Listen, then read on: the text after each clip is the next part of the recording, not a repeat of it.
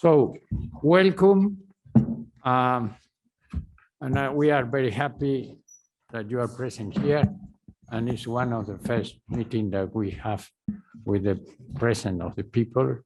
We observe that all people want to come to, in some sense, to not remember more the situation of the COVID. So really, it's very important, this presence. So thank you also for coming. And we have the great news that is not in the program, that the Pope sent a message. And this message is in Spanish. So I read the text of the Pope, Jeff and Samani authorized me, and you have the translation of this text in English.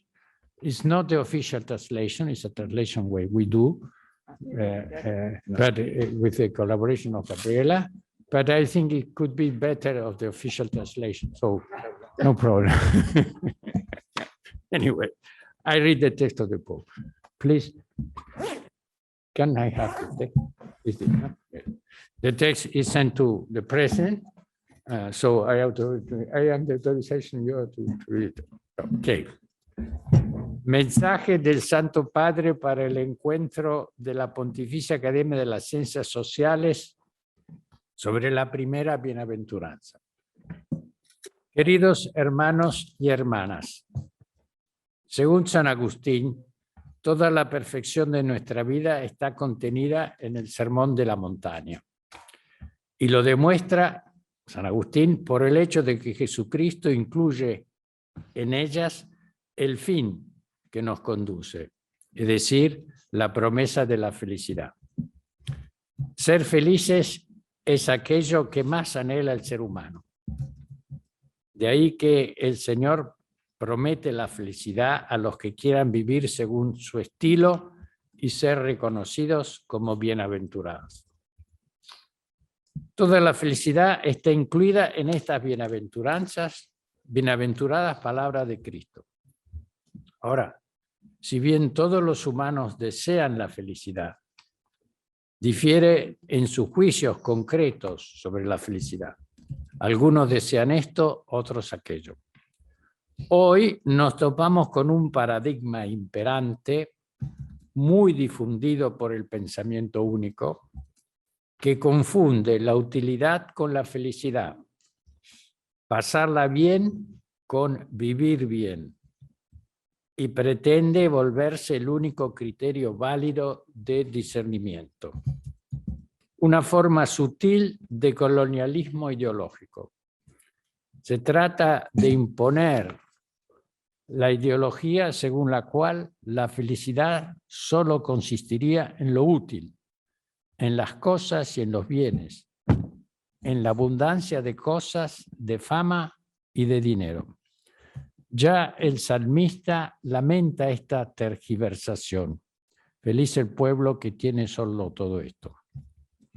Se aprovecha el miedo de las personas, miedo a quedarse sin lo necesario, porque saben que aterra sufrir carencias en el futuro. Cualquier forma de escasez provoca la avidez. De ahí surge el deseo inmoderado de poseer riquezas, que no es otra cosa que lo que San Pablo llama avaricia. Tal avaricia puede apoderarse tanto de las personas como de las familias y de las naciones, especialmente de las más ricas, aunque tampoco están exentas las más desprovistas. También puede suscitar en unas y en otras un materialismo sofocante y un estado general de conflicto que lo único que logra es multiplicar la pobreza para la mayoría. Esta situación es causa de enormes sufrimientos y ataca al mismo tiempo la dignidad de las personas y la del planeta, nuestra casa común. Todo ello con el interés de sostener la tiranía del dinero que solo garantiza privilegios a unos pocos. Podemos estar muy agarrados al dinero, poseer muchas cosas, pero al final no nos las llevamos con nosotros. Recuerdo siempre lo que me enseñó mi abuela. El sudario no tiene bolsillos. Hoy vemos que el mundo nunca ha sido tan rico. Sin embargo, A pesar de tal abundancia, la pobreza y la desigualdad persisten y, lo que es peor aún, crecen. En estos tiempos de opulencia, en los que debería ser posible poner fin a la pobreza, los poderes del pensamiento único no dicen nada de los pobres, ni de los ancianos, ni de los inmigrantes, de las personas por nacer, ni de los gravemente enfermos. Invisibles para la mayoría, son tratados como descartables, y cuando se los hace visibles se los suele presentar como una carga indigna para el erario público. Es un crimen de lesa humanidad que, a consecuencia de este paradigma avaro y egoísta predominante, nuestros jóvenes sean explotados por la nueva creciente esclavitud del tráfico de personas, especialmente en el trabajo forzado, la prostitución y la venta de órganos. Habida cuenta de los enormes recursos disponibles de dinero, riqueza y tecnología con que contamos, nuestra mayor necesidad no es ni seguir acumulando ni una mayor riqueza ni más tecnología, sino actuar el paradigma siempre nuevo y revolucionario de la bienaventuranza de Jesús, empezando por la primera que ustedes están considerando con tanta atención. Felices, Macarion, los pobres de espíritus, hoy pnoi ton neumati, porque a ellos les pertenece el reino de los cielos. Paradójicamente, el espíritu de pobreza es aquel punto de inflexión que nos abre el camino hacia la felicidad mediante un giro completo de paradigma. Mientras nos despoja del espíritu mundano, nos conduce a usar nuestras riquezas y tecnologías, bienes y talentos en pro del desarrollo humano integral, del bien común, de la justicia social y del cuidado y protección de nuestra casa común. La paradoja de la pobreza de espíritu a la que somos llamados consiste en que, siendo la llave de la felicidad para todos, individual y socialmente, no todos quieren escucharla. Qué difícil es para los ricos entrar en el reino de Dios. La pobreza de espíritu es entonces ese camino sorprendente e insólito, estrecho y angosto, pero seguro, para alcanzar la plenitud a la que, como personas y como sociedad, estamos llamados. Pero atención, Jesús no dice que sea una bendición la pobreza material, entendida como privación de lo necesario para vivir dignamente. Alimento, trabajo, vivienda, salud, vestimenta, educación, oportunidades, etc.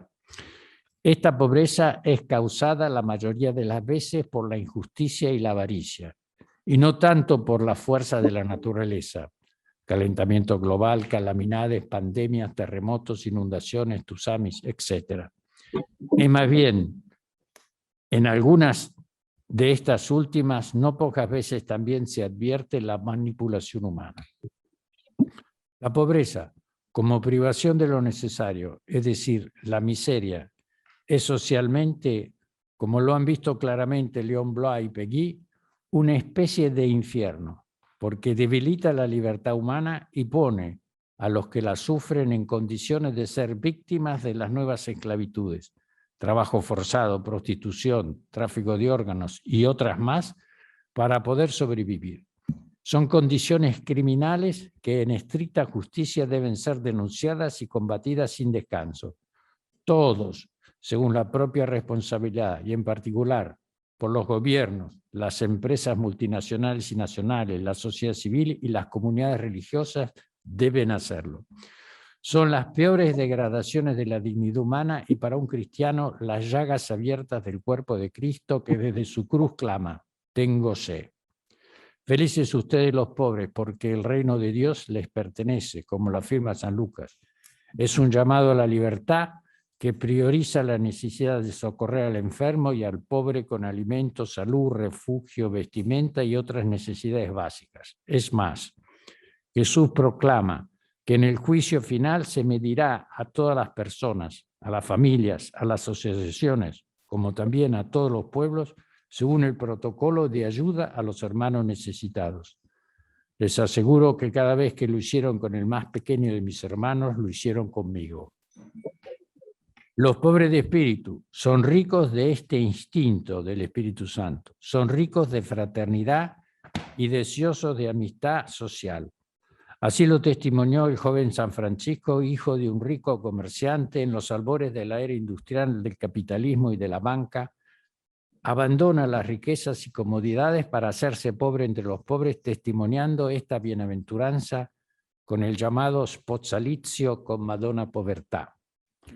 Movido por el espíritu de pobreza, advierte en el sufrimiento del leproso que la verdadera riqueza y la alegría no son las cosas, el tener, el paradigma mundano, sino el amor a Cristo y el servicio solidario a los demás.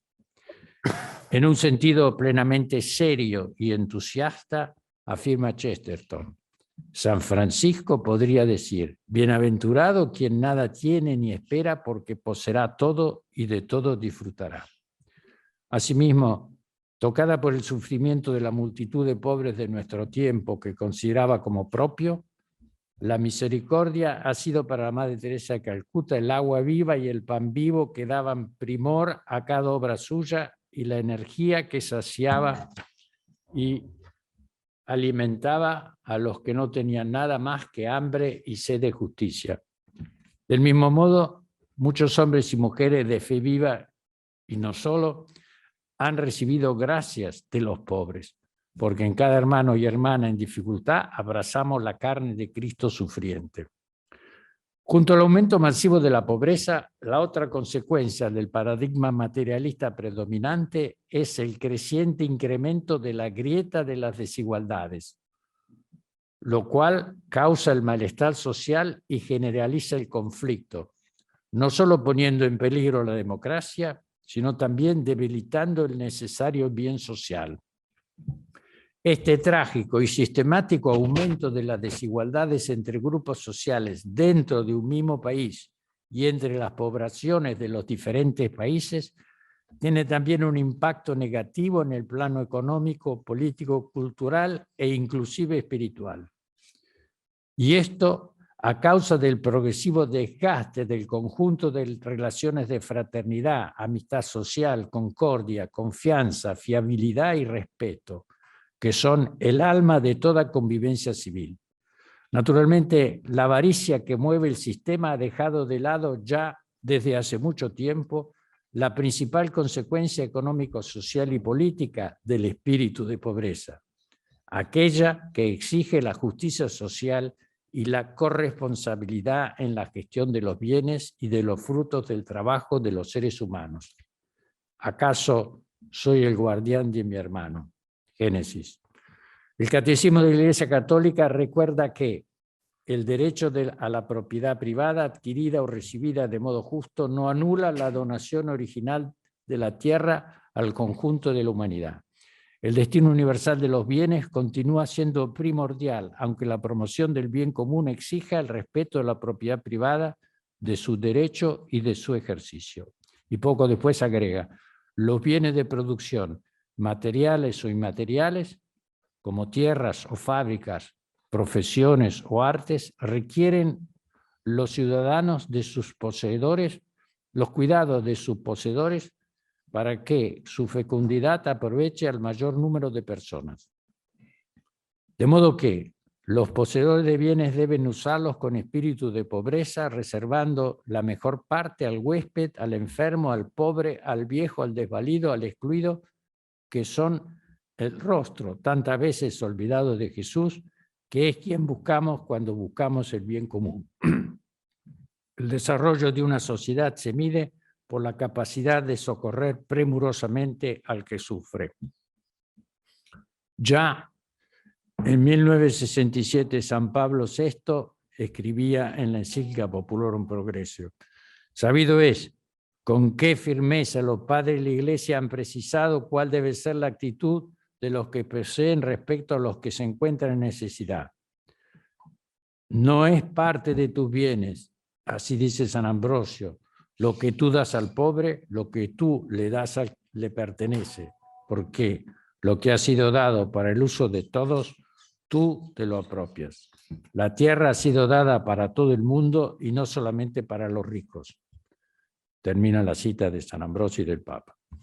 Un nuevo paso importante en 1987 es dado por San Juan Pablo II, quien introduce por primera vez la noción de estructura de pecado, para indicar una de las principales causas de la desigualdad social del sistema capitalista que produce esclavos. La buena noticia es que, creado a imagen de Dios, el ser humano está llamado a colaborar libremente con el Creador y a desarrollar sosteniblemente la tierra y a su vez a plasmar la sociedad con el carácter espiritual fraterno que él mismo recibió en el programa de las bienaventuranzas. Si bien la globalización de la indiferencia parece ser la voz imperante, durante todo este tiempo de pandemia vimos cómo la globalización de la solidaridad se pudo imponer con su discreción característica en los distintos rincones de nuestras ciudades.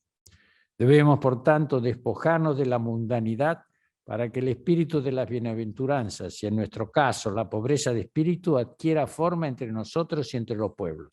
Sin embargo, todos nuestros discursos serán palabras, como dice el dicho, que se lleva el viento si no logran arraigarse y encarnarse en la vida de los jóvenes. Esto nos exige trabajar con énfasis y esperanza en los modelos educativos capaces de promover en las jóvenes generaciones el espíritu de la bienaventuranza. Quiero terminar con el eco que tiene en San Pablo el espíritu de pobreza enseñado por Cristo. No se puede dudar que Pablo encuentra legítimo desear lo necesario y, consecuentemente, trabajar para conseguirlo es un deber. El que no quiere trabajar, que no coma. Pero al mismo tiempo advierte a su discípulo Timoteo sobre la avaricia como origen de muchos males personales y sociales. Dice Pablo, los que desean ser ricos se exponen a la tentación, caen en la trampa de innumerables ambiciones y cometen desatinos funestos que los precipitan a la ruina y a la perdición. Y explica la causa, Pablo, porque la avaricia, filorruguría, es la raíz de todos los males, y al dejarse llevar por ella, algunos perdieron la fe y se ocasionaron innumerables sufrimientos. Termina la cita. Y dice el Papa Francisco, a muchos este texto les parecerá de valor religioso ascético, pero no económico. Es más, les parecerá destructor de la economía. Sin embargo, es un texto eminentemente socioeconómico y político, como lo son las bienaventuranzas de Cristo y en especial aquella del espíritu de pobreza en la que éste se inspira.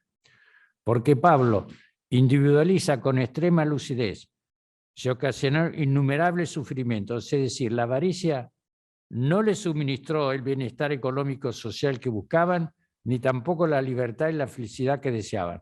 Al contrario, la avaricia esclaviza al poder de turno sin piedad y sin justicia en la lucha despiadada por el becerro de oro y el dominio, como lo demuestra la economía moderna.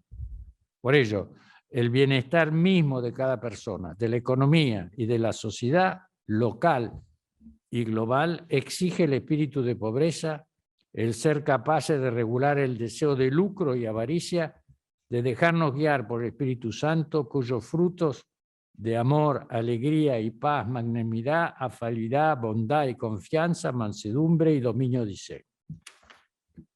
Para superar esta avaricia, estamos llamados a realizar un movimiento global contra la indiferencia que cree o recree instituciones sociales inspiradas en las bienaventuranzas y nos impulsen a buscar la civilización del amor. Un movimiento que ponga límite a todas aquellas actividades e instituciones que por su propia inclinación tienden solo al lucro, especialmente las que San Juan Pablo II llamó estructuras de pecado. Entre ellas, la que definí como globalización de la indiferencia. Pidamos al Señor que nos dé su espíritu de pobreza. Busquemos y nos ayudará a encontrarlo. Llamemos para que se nos abra la puerta del camino de las bienaventuranzas y de auténtica felicidad. Roma, San Juan de Letrán, 2 de octubre de 2021. Francisco, apenas se ve la firma.